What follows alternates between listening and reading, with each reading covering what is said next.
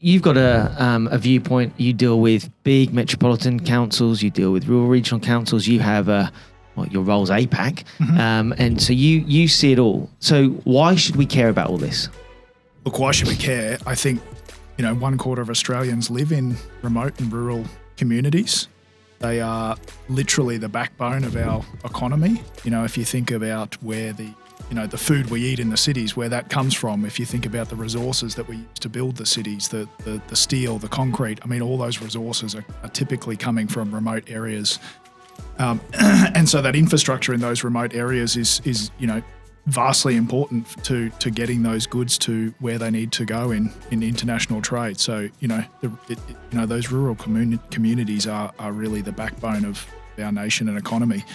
And at Brightly, we as you said, we have exposure to all types.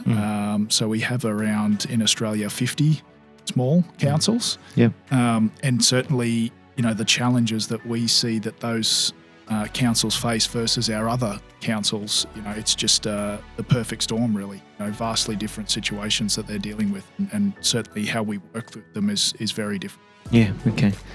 In terms of support-wise, how do you look to support them? And I think we will go into a little bit more around the solution. We certainly will, but how do you look to support remote, rural regional councils more so than you do the metropolitan councils? It's typically higher touch. So more service led. So obviously we're a company that have both software and services offerings. And we find that the smaller councils, they need simpler solutions and they need more human-based solutions. And that's where our, services team, professional services team come into play.